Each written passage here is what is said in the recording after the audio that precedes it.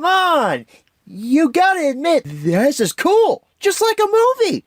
The Twitter drama will emerge dramatically, do some damage, throw some controversial comments, and just when all hope is lost, LEGO Lovers' new season of home media reviews will save the day! I'll be a better hero than you ever were! The controversies have definitely not slowed this year for 2022, and neither has my content production. Hello everyone, welcome back to Season 4 of Home Media Reviews. If you haven't heard the news already, Season 4 of Home Media Reviews is all animation. And part of that was due to you guys picking that for this season's theme. I wanted to go back to themes for seasons. I decided to go with animation because a lot of you guys wanted to see it. And I like animation. I haven't really been giving it a lot of coverage these last couple seasons. So now, this entire season is dedicated just to animation. And to start off this lovely season of home media reviews, we have one of my favorite animated movies to cover. We're talking about The Incredibles from 2004. Pixar's greatest movie? Pixar's greatest achievement. Those are words that are thrown around. Do I agree with them? Well, I did say it was one of my favorites, so you figure that out, I guess. Or if you want to skip ahead to the end when I talk about how much I love this movie, you know what? Let's just not ramble anymore. Let's jump right into the history section of The Incredibles.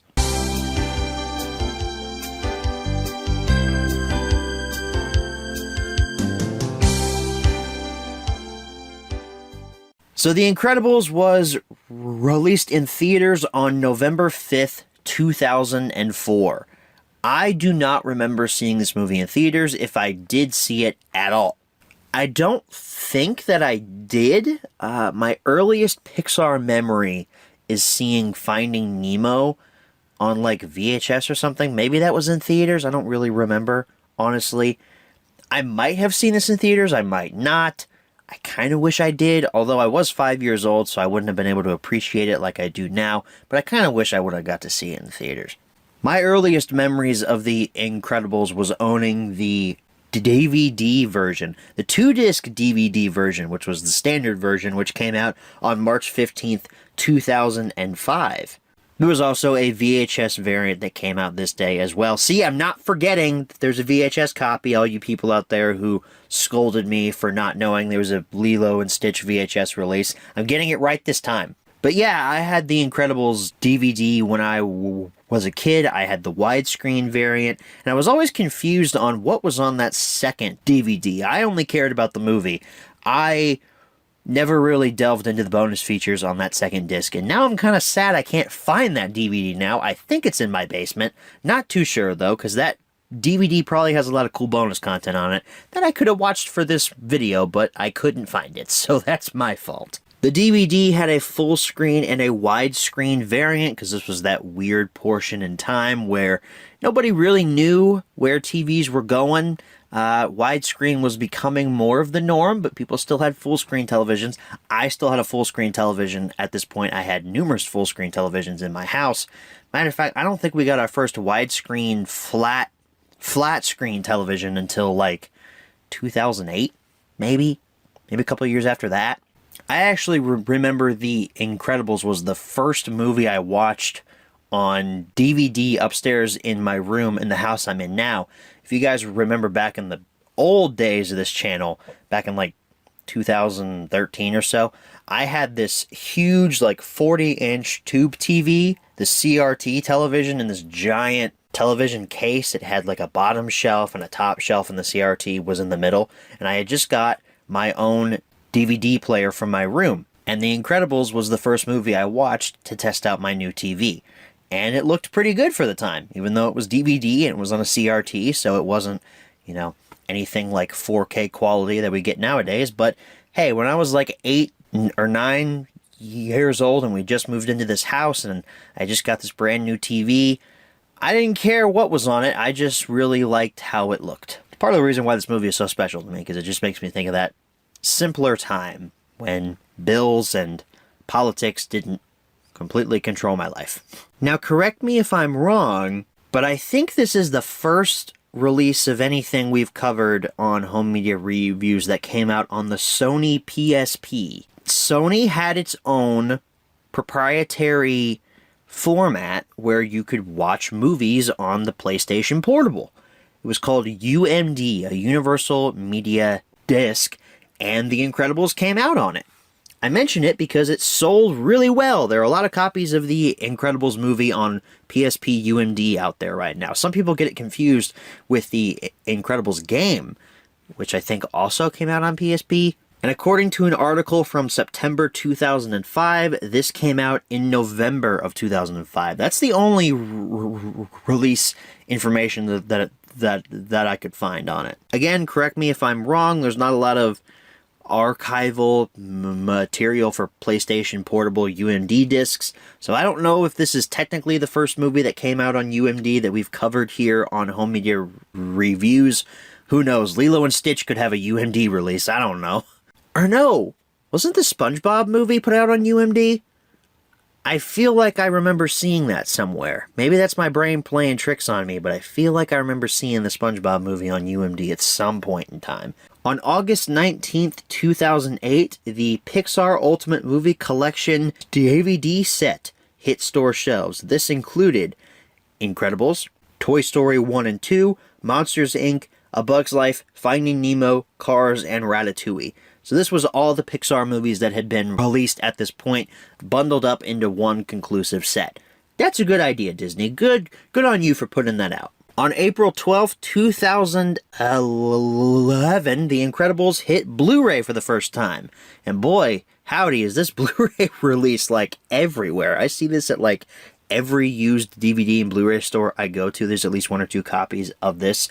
Some of them with slipcovers, some of them without. Some of them are missing a disc or two, but it was pretty common. It sold like hotcakes, I think. This was a 2-disc Blu-ray / DVD combo pack. And it even had an early version of the digital copy, which was locked onto a separate DVD disc. Remember those days? I hate those days. I like it so much better. It's just a code now. You put it into a website, boom, it downloads, it's all done. I don't have to put in a disc or anything like that to unlock my digital copy. Back in 2011, it was a bit more complicated, though. And it makes it even worse now that those codes no longer work because those servers have been shut down. July 7th, 2011, 3 days after my birthday, the Disney Pixar Favorites Blu-ray box set hit store shelves. This included Incredibles, A Bug's Life, Wall-E, Ratatouille, and Up. So we axe Finding Nemo, the Toy Stories, and Monsters, Inc., but keep A Bug's Life. For some odd reason, I don't think A Bug's Life is a lot of people's favorite Pixar movie. That one kind of gets left out of the shuffle. Personally, I would have chosen Monsters, Inc. to put into this favorites box set over A Bug's Life. Plus, I don't really like Wall-E all that much, so let's put Toy Story in there instead. This is an odd one. The Bolt / Incredibles DVD gift set hit theaters on November 16th, 2013. Why was Incredibles packed with Bolt? I don't know. This one's weird, man. I don't know why this one exists. I don't know if it was for a holiday or something. This is just odd. I don't like it. There's a Blu-ray reprint on May 29, 2016. This was put out to match the other simplistic artwork variants of the other Pixar movies. This just has Mr. Incredible on the front, and it got rid of the DVD. It's just a Blu-ray and your digital download copy code. However, at least now it's modernized, so it just comes with a code that you put into a website like Movies Anywhere or Vudu. The artwork sucks, but at least it has a digital code. On June 5th, 2018, we got a 4K version of The Incredibles that hit store shelves. There's a Best Buy exclusive Steelbook, which I happen to own. We'll be taking a look at that during the close-up. It's beautiful. I love it. Amazing artwork. So great. Love that artwork. But the standard version's artwork is pretty good too. There was a Blu-ray reprint on September 10th, 2019. Again, new artwork with Mr. Incredible on the cover there to match some more Pixar reprints on Blu-ray. And it also matches the new 4K slipcovers of some of the other Pixar movies like Toy Story and Cars and the like. I don't know why Incredibles on 4K didn't get a reprint with a matching slipcover, but that's okay, I guess. It got a matching Blu-ray. And our last copy comes to us on March 2nd, 2021. It's a 2-movie Blu-ray collection of Incredibles 1 and 2, because at this point, Incredibles 2 was out and people were already complaining that it was painfully mediocre. Do I agree? Nyeh. This is about Incredibles 2. This is about Incredibles 1. And that wraps up the history of the first Incredibles movie. Let's move right along to the close-up section.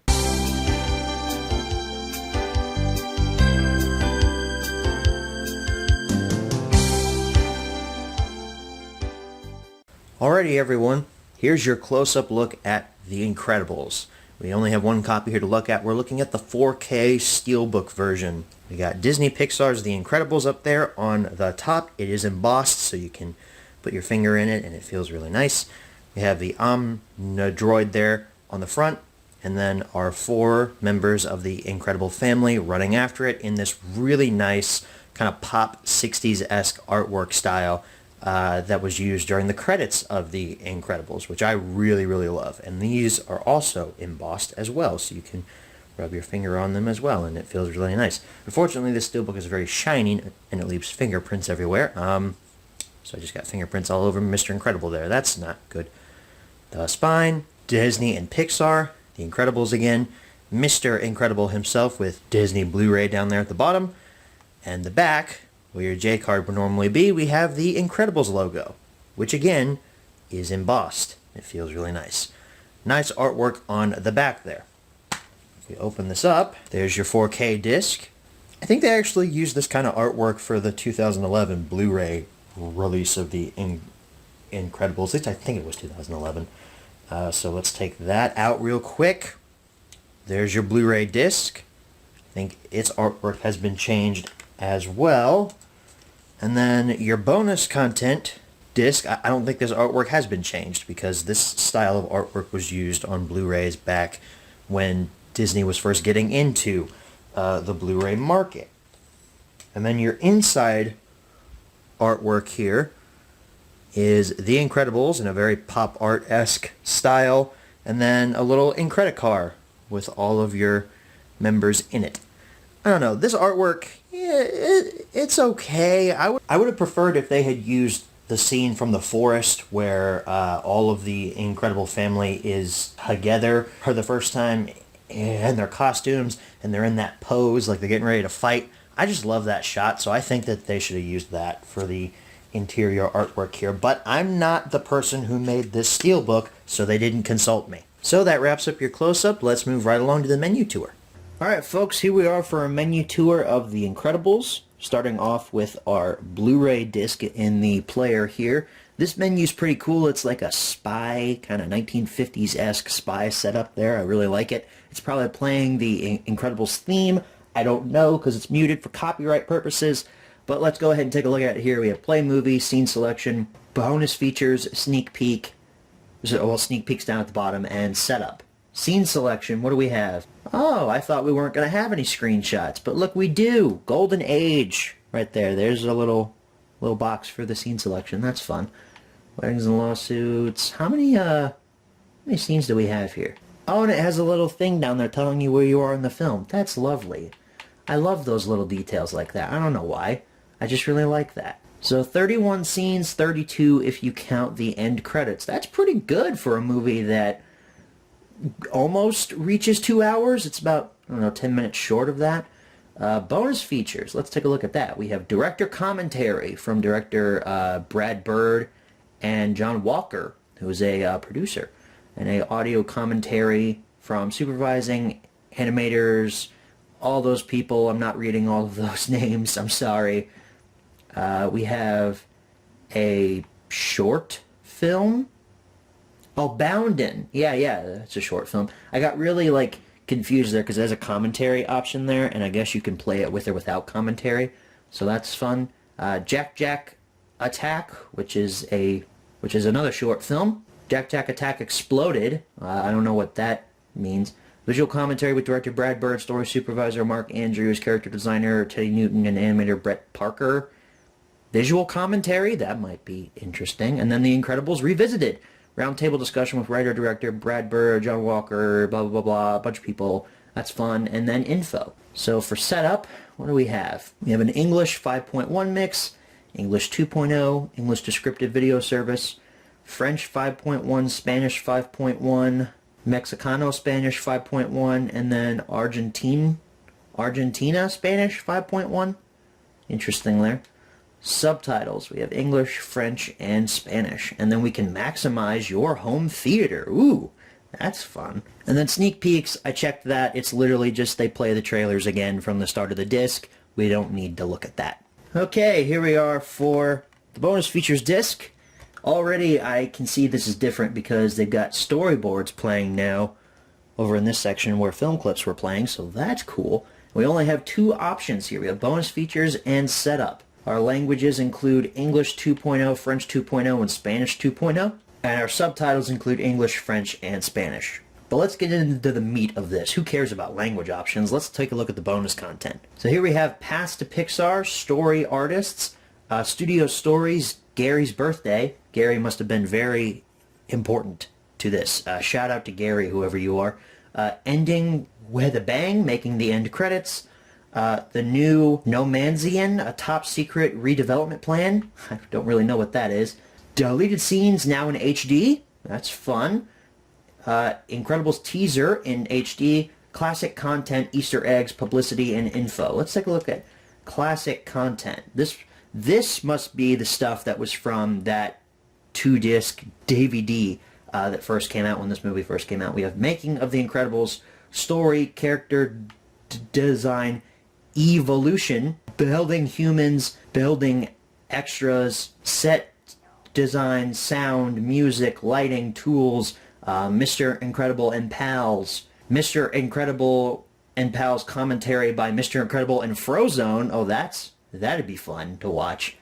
NSA files, audio, and 21 stills. Who is Bud Lucky? Vowlette, an essay by Sarah Vowell. Okay? And an art gallery. That's a lot of bonus content that's been squeezed onto this disc. What's Easter eggs? Incredible socks, Dancing Bob, cake, buttons and doors, H3A classroom, Angus's guards, Victor's guards, Incredible blunders, Frank and Ollie, Ball and Scooter, and Markisms. I guess that's like Brad Bird telling you about Easter eggs that have been put into this film, because there's another option up there at the top to hit play all. I didn't see one about Doc Hudson being in this movie, because Doc Hudson is in this film. Publicity, character interviews, that's fun, and trailers. What trailers do we have? Incredibles trailer 1, 2, ABC Stunts, Bob and Dash, ABC Stunts Holiday, ABC Stunts Bob and E. A lot of ABC Stunts on here. Commercial Tide, commercial SBC Game Time, and commercial SBC only in theaters. There's a lot of trailers on this too. Alright, and now here we are for our 4K menu. And you would be forgiven if you thought I just put the Blu-ray back in, because this is the exact same menu. Except now my Xbox is running just a little bit louder, since this is a 4K disc and takes a little bit more power to actually push through. But again, you'd be forgiven if you thought this was just the Blu-ray menu, because they're pretty much the exact same. Except now it's in 4K, except the 4K on this, it's decent. It's not much of an upgrade, though, over the Blu-ray. So we got play movie, scene selection, and settings. I'm pretty sure the scene selection is going to be exactly the same as on the Blu-ray. Yeah, same thing. And then settings, that's where things are definitely going to be different. Disc languages is now an option. For languages, we have a Dolby Atmos mix, which sounds pretty good, actually. I really like how this movie sounds on 4K Blu-ray. We got that 5.1 mix from the Blu-ray, 2.0 mix for English again, and then English descriptive audio, French 5.1, Spanish 5.1. Oh, that's it. Those are the only languages you have. But you do have a Dolby Atmos mix, so that's good. Subtitles include English, French, and Spanish, and then our disc languages are English, French, and Spanish. No bonus content on the 4K Blu-ray at all. Not even a director's commentary. Disney, why won't you put the commentaries on these 4K discs? I want to watch my movie in glorious 4K presentation with a director commentary. I can't do that because you guys are dumb. But that wraps up the menu tour. Let's go ahead and head on back and answer the 5 main questions as always. Alright, so we're back from close-up. Now it's time to answer the 5 main questions as always. Number 1, where can you pick this product up? Hard for me to answer this one. I still see The Incredibles on DVD a lot at places like Half Price Books and other used Blu-ray and DVD stores, but out on regular retail shelves, I have not seen a Blu-ray copy of this or even a DVD copy of this movie sitting on retail store shelves in a long time. It's one of those... It's weird how there are films like the Toy Story trilogy, or I think quadrilogy now because Toy Story 4, and other Pixar movies like Brave that they keep stocked continuously, but then movies like The Incredibles, they just kind of forget about. Incredibles 2 is stocked actually pretty well at a lot of my local retailers, but the first one, it's not really there. So if you can't find it at regular retail stores, I'd say your best option is either online or local stores around your area. I don't know what kind of DVD, Blu-ray stores you have. I don't know what pawn shops you have. Definitely should try pawn shops, though. If you know that the pawn shops in your area usually get good Blu-ray stock in, try checking there. Somebody might have sold them a copy of the 2011 Blu-ray set, complete with slipcover. Number 2, is this product still being printed nowadays? No. It's been almost a year at this point. Well, it's actually been over a year since the last copy was put out on store shelves. And lo and behold, I'm sure there's another copy by Disney that has just been announced 2 days ago before the video goes live, immediately dating it. Although I don't know, Disney seems to be moving away from physical media in favor of their streaming service, which I don't like. So maybe my videos won't be outdated immediately before they come out. Maybe they'll be outdated a year or two after they come out. That'd be nice, Disney. Number 3, should you pick this product up? I love The Incredibles. I don't think I have made that very secret throughout this video. And here I'm going to tell you why. The Incredibles is an incredibly, pun absolutely intended there, it's an incredibly personal superhero story because it actually looks at superheroes as real characters and how they are basically forced to interact with the real world. It delves into themes of, hey, I know that I'm special, but I have to keep that secret in order to keep my family safe. Do I have to lower myself to these people's level? In Dash's case, because he's like, I want to try out for sports, and his parents are like, no, you can't try out for sports because we know that you'll win everything. And Dash is like, but I promise I'll slow up. I'll only be the best by a tiny bit. It delves into themes of retirement and how that affects a person like Bob, who was so into the whole superhero thing back in the glory days, as he calls it, and now he's an insurance rep. He's this big dude who's in this tiny little cubicle, great irony there. He drives this tiny car, he has a very quiet home life, and he just craves those glory days. He craves his high school days, basically. If I'm looking at it from my perspective, for me, being in college these last couple of years and not going to campus, I go to a tech school, so I'm online for the most part. I kind of crave, well, I wouldn't say crave, I kind of long for the old days of, going to class and seeing my friends and wondering if I got that homework assignment done or not. I kind of relate to Bob a lot in this movie because of just how mundane my life can feel sometimes. I relate to him a lot, and that's why I really like him as a character. I think he's very well written, epically voiced by Craig T. Nelson as well. Iconic performance. Same thing with his wife, Elastigirl, played by Holly Hunter, who I could not get out of my head as Elastigirl when she appeared in Batman v Superman. That was so surreal. Like, why would you pick her? She's best known for Elastigirl. She's great too in her role. She works there. I love her performance. I love all the vocal performances in this movie. Jason Lee as Syndrome is probably my favorite vocal performance of the movie. He has the most iconic lines. You sly dog! You got me monologuing! Syndrome as a villain is both entertaining and also kind of smart. Because when you think about his quote-unquote evil plan, it's kind of genius. He sends in a robot that he controls You know, superheroes have been gone for several years at this point, so he sends in a robot that he controls. He flies in with this great technology that apparently he's invented. He flies in, he beats the robot, quote unquote, beats the robot, and then he's basically the superhero. He's the best superhero ever, and I guess he's just going to keep the Incredibles in his compound forever. I guess. They're going to be his prisoners. They're going to live in that weird, like, electrical thingy with the balls on their hands and feet. They're just going to be stuck there. Dash and Violet are going to study from that, and Bob and Helen are probably going to die there. That's his plan, I guess. And then he says it later. When I'm old and have my fun, I'll sell my invention so everyone can have powers. Everyone can be super. And when everyone's super, no one will be.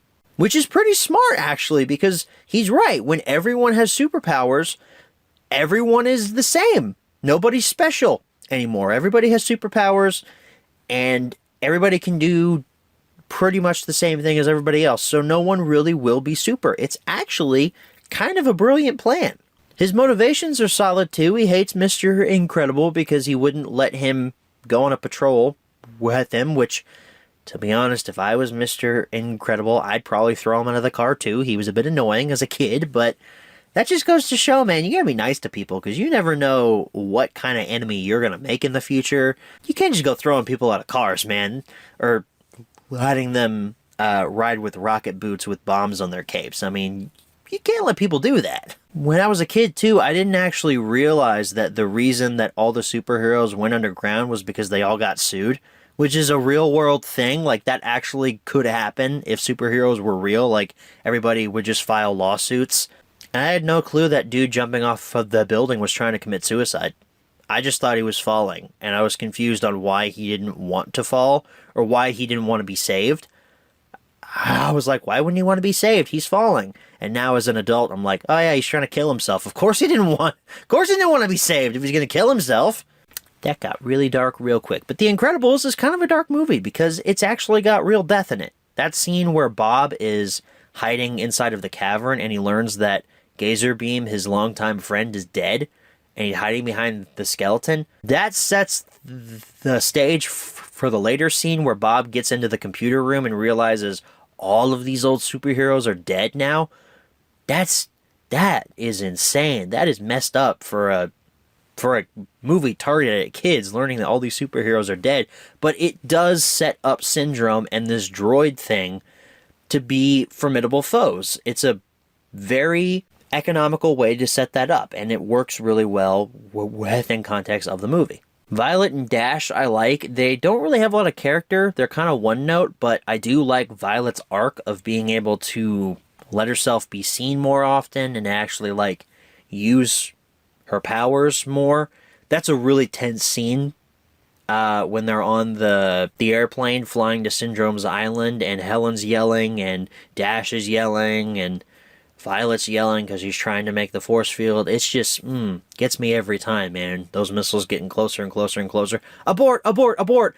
Violet, make a force field around the plane now! You said we weren't supposed to use our powers. I know what I said. Listen to what I'm saying now. I can't do it justice here because I can't do female voices, but great scene. I actually think the best action scene in this movie is when Mr. Incredible fights the droid for the first time. The camera angles are amazing. The set detail is awesome with all the foliage on the island. I love when they get into the volcano and Mr. Incredible throws his back out. I relate to that on a personal level as well. And he realizes that the only way to defeat the droid is with itself. I mean, that whole action sequence is just absolutely perfect. But that's not the only great action sequence in this movie, because the action, while it is a bit sparse, it's more of a character study than an action movie, which I think is why a lot of kids were disappointed with The Incredibles, because they didn't really get the deeper themes going on here. They just wanted to watch it for the fight scenes. At least that's why I wanted to watch it.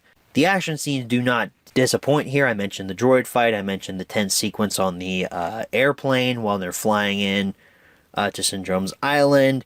And then the action sequence with Violet and Dash, where they're running from Syndrome's soldiers. And then when all 4 of the Incredibles family get together and start beating the crap out of Syndrome's people, that's an amazing sequence. And then Syndrome, of course, comes in, has to ruin everything. Oh, no. You married Elastigirl and got busy! It's a whole family of supers. Looks like I hit the jackpot. Oh, this is just too good. I don't know why he goes into a brief southern drawl there, but I think I did that pretty well. The animation for 2004 looks absolutely amazing for the Incredibles. Pixar finally got humans right after Toy Story and Toy Story 2, where there were humans in it as well as Monsters, Inc. And were there humans in A Bug's Life? I don't think so. There were humans in Finding Nemo, though. Pixar's first attempts at humans weren't the best. Toy Story's humans look very odd when you go back and watch that. It's very weird how those humans look, but over time they got better and better and better, and with Finding Nemo, those were their best humans, but now Incredibles, this is their best humans. Absolutely, by far. These are their best humans. Maybe ever? Some would argue I think they got better, and I think they got better as well, but here for the time, they look amazing. Not photo real, not like Incredibles 2, which we're talking about next week, spoiler alert. But it looks really good for the time, and it hasn't aged a day. Except for the city backdrop during the final battle. That looks a bit dated. Looks a bit weird. Where are the people during the final fight? There aren't any people around. And then at the very end, there's 2 old dudes watching, and then they're like, there's no school like the old school. Yeah! Like, where'd you all come from? You weren't there 5 minutes ago. How could I talk about the Incredibles without mentioning, honey, what? Where's my super suit? Where is my super suit? That meme has been driven into the ground like a lot of other funny memes from Disney movies, but come on, Samuel L. Jackson, he's great as Frozone. He's not in the movie very much, but that scene where him and Bob are saving all of those people and they break into the jewelry store and he has to get a drink, that's a wonderfully tense scene. I'm just getting a drink. All right, you've had your drink. Now, I know. Freeze. Another tense scene as well is when they're inside of the building that's on fire and they're yelling and Frozone's hike, dude, I can't lay down a layer thick enough. Yeah, it's evaporating too fast. Oh, before I forget, did you catch in the final battle? This has probably been talked to death, but for those of you that don't know, Doc Hudson is in the final climax of The Incredibles when Mr. Incredible has the arm in his hand and they're messing with the remote and he's getting dragged by it. Doc Hudson is in that scene in the car line. You have to pause it at the exact right moment. It's blinking, you miss it, but he's there.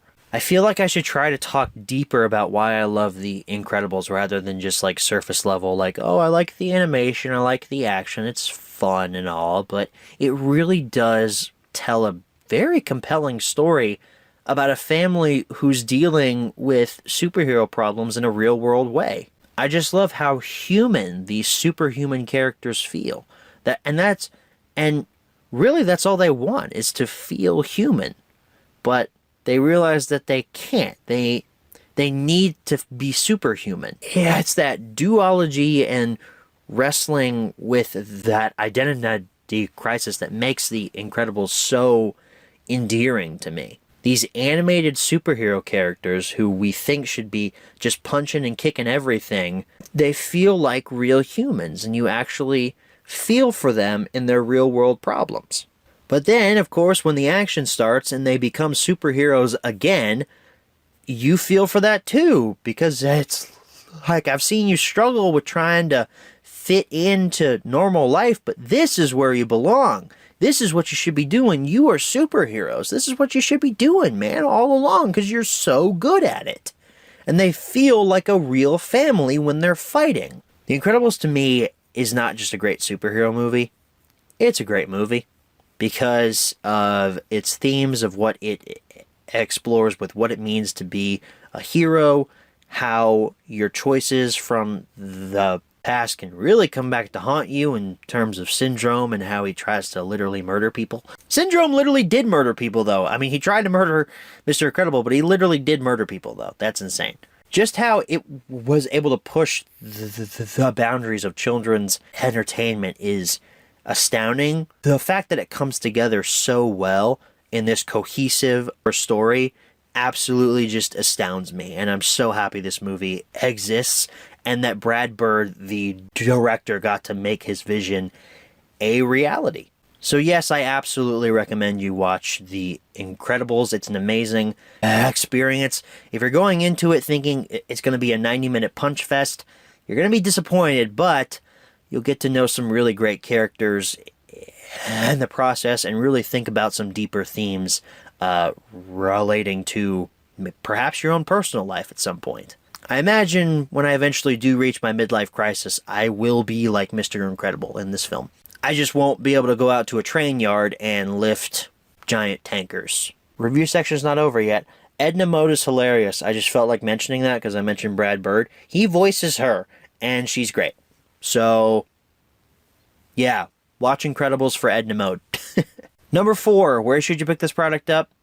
If you can find it for a decent price at a local store, I'd say pick it up there because you can get it then. If not, try to look online. And number 5, what price should you pay? Well, for the 4K release, that's the most recent version. It's kind of hard to find that nowadays, or I think it is. I haven't seen it pop up on eBay in complete shape for a while now. So I'd say about $20 for that. Just a little bit under the MSRP price. 2011 Blu-ray, that one was pretty common. That one was out on store shelves for a while, so I'd say 10, 15 for that. 15 on the higher end if it's complete with all of its discs and also its slipcover. That, of course, adds more value. And then the 2-disc DVD set, that thing is as common as leaves at this point. That thing was overproduced, but everybody bought it, and some people bought multiple copies of it. So that one, worth about 5 to 10. VHS release I don't see very often. There's not a lot of people that have that. Or at least not a lot of people who are willing to sell it right now. I don't know. I haven't looked on eBay in a while, so there might be, 200 of them listed right now, so I could be talking out of my ass, but I don't know. It's VHS, so it's probably not worth much. Probably around like 5, maybe 10. Definitely not like that Cars VHS, though. That thing is, whew. Some people are charging out the wazoo for that thing. So that is my home media review on The Incredibles, a movie that's deeply personal to me. It's a movie I loved in childhood for the action sequences, and now I love it as an adult, also for the action sequences, but also for how it speaks to me in my own personal life and how its themes explore a lot of deeply personal stuff in these characters' lives. Pixar, they always make you feel something. I mean, even a bad Pixar movie makes you feel something, and Incredibles, it's a really good Pixar movie. It's one of their best, and you definitely should see it if you haven't already. I mentioned already in the update video that I posted back in January, and also in this very video, that next week we're going to be covering Incredibles 2, because how could I cover the first movie and not its sequel that took 14 years to come out? 14 years, man!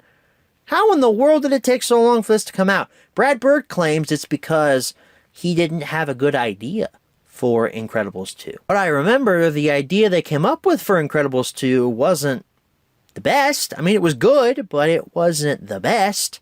I've heard it described as painfully mediocre. What will my thoughts be next week? I don't know. I haven't watched it since it first came out on Blu-ray, so this will be kind of a fresh perspective. It's been a couple of years since that Blu-ray came out. So that review will be coming up on the channel next week. I want to thank you guys so very much for watching this video.